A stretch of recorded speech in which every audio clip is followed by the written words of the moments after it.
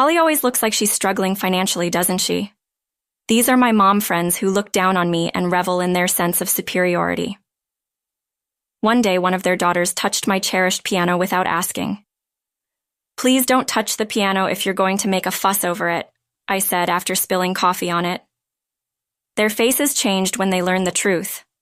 Truth, I am Holly. I enrolled my daughter, who just turned 3, in preschool. At first, she didn't want to be apart from me, but she got used to it within a week. I feel a bit lonely, but I'm happy to see her grow. When I pick her up, she tells me all about her day. She seems to enjoy her daily experiences at preschool. I joined a mom friends group when my daughter started preschool, but honestly, I'm not great at socializing. Still, I have to get along with them for my daughter's sake. There are 6 of us in the mom friends group, including me. All of us are moms of kids who play well with my daughter. They're all lovely people with deep affection for their children. They're more experienced in parenting, so I learn a lot from them. Above all, they're kind people who accept me even though I'm not good at communication. However, there's one person I can't get along with. "Good morning, Holly," said Dorothy. "Oh, good morning, Dorothy," I replied. "Hey, what's with that ugly bag your daughter has?" Dorothy continued. "Oh, I made a bag from her old clothes," I replied. "Seriously, a bag made from old clothes? That's so poor. I'd be embarrassed to let my precious daughter carry that." "Your daughter must be trying to be considerate of you," I said.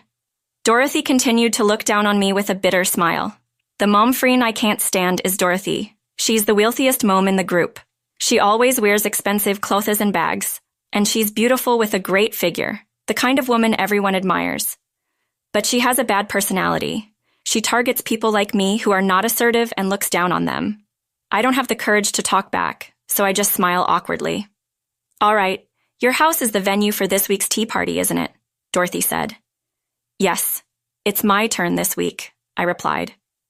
In the mom friend group, led by Dorothy, we have a tea party at someone's home once a week.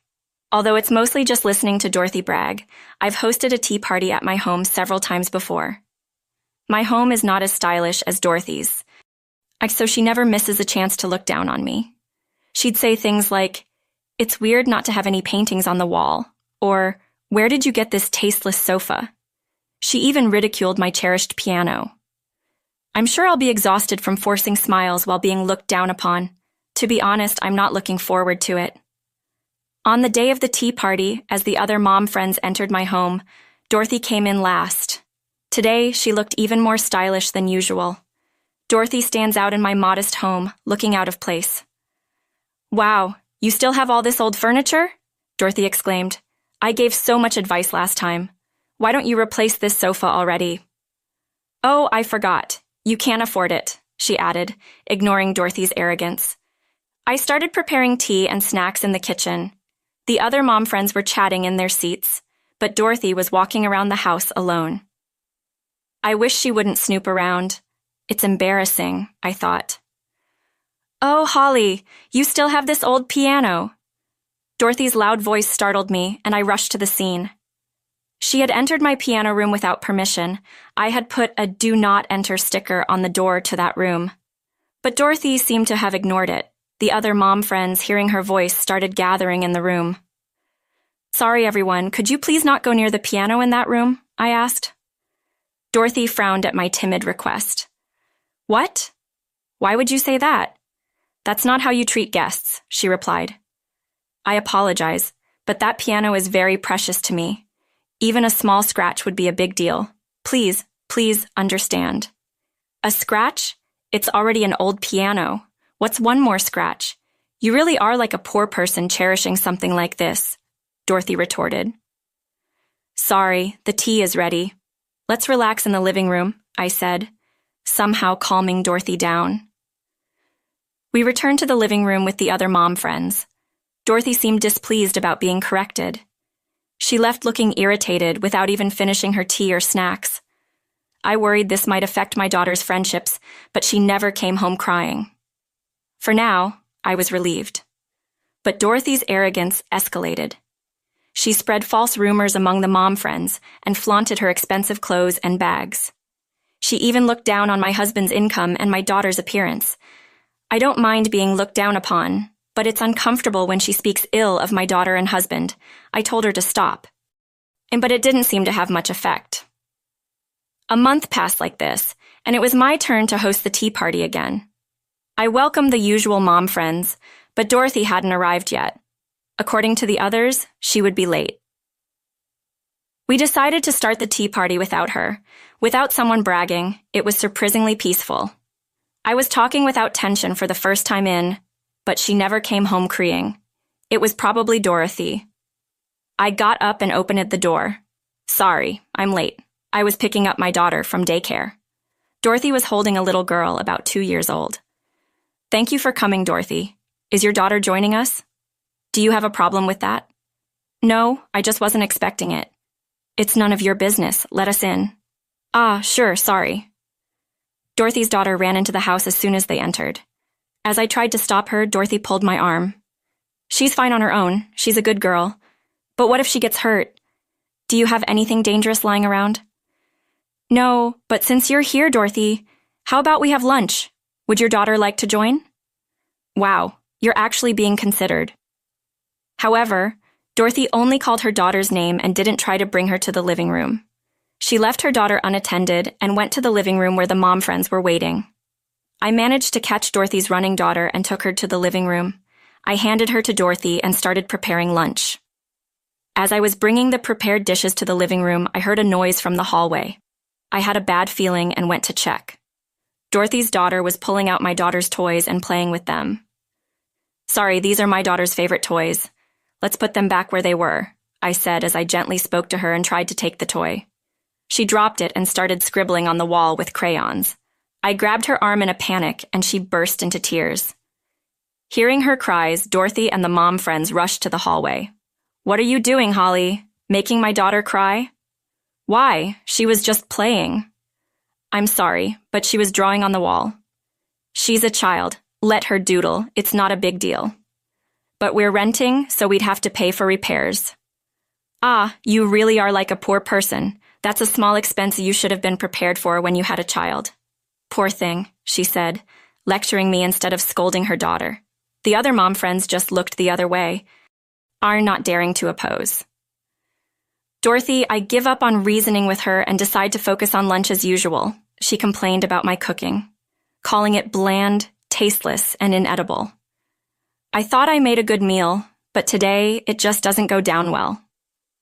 Just when Dorothy's bragging session starts, I hear the sound of a piano. I rush to the piano room, and as expected, Dorothy's daughter is playing it. I had left the piano lid open and forgot to lock the room. Stop! Don't touch that!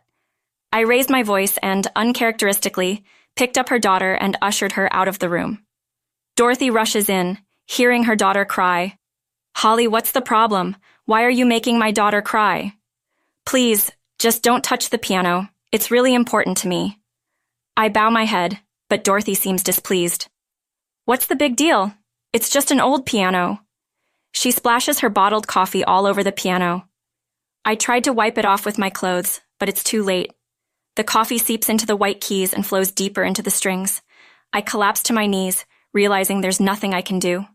The other mom friends rush in, asking what happened. I don't have the energy to answer. Instead, Dorothy gleefully recounts the events. Holly interrupted my daughter while she was happily playing the piano and made her cry. I didn't like her for a while, and she became obsessed with playing the piano, so I poured coffee on her and pretended I never made her cry. Mom friends, wondering which one to follow, one of the mom friends interrupts. Wait, this piano. It's worth over $1 million, she mumbles and turns pale. Oh, what's wrong? Why that long face? Is it about this old piano? This piano is worth over $1 million. It's a rare piece, one of only a few in the world, she's right. This piano was purchased by my grandmother. It's a limited edition worth about $1 million. I had promised to keep it safe for generations. I never thought it would be ruined like this. You're lying, Holly. How could someone like you own such a valuable piano? Speak up, say it's a lie. No, it's not a lie. This is a cherished piano passed down from my grandmother. I warned you not to touch it before. If Di spilled coffee on it, then she'll have to pay for the repairs. That would be around $100,000. $100,000? I can't afford that. Besides, it's Holly's fault for not telling me it was valuable. Dorothy tries to make excuses but realizes her position. She apologizes profusely. "I'm so sorry, Holly. I had no idea that old piano was valuable. I'm truly sorry. Please don't bill me for the repairs." She had always looked down on me and acted arrogantly. Is she really sorry? I think about her past behavior. She's always looked down on me, brought her daughter without notice, and let her play without supervision. She even lectured me for interrupting her daughter's playtime. "Dorothy, stop apologizing." She looks up at me, hopeful. "I will tell her that I'll send you the bill for the repairs. Please take your daughter and leave," she said. They are stunned. I point to the door, and the other mom friend escorts her out. The tea party ends. I later bill Dorothy for the repairs. Her husband visits and apologizes. Apparently, her attitude had been a problem for a while. He says he is being looked at in a negative light because of this incident. She starts working to pay off the debt and stops attending tea parties. I make sure to lock the piano room from then on. Since then, the piano has been beautifully restored. And in order to prevent such a tragedy from happening again, he has developed a habit of turning the doorknob to make sure the room is securely locked.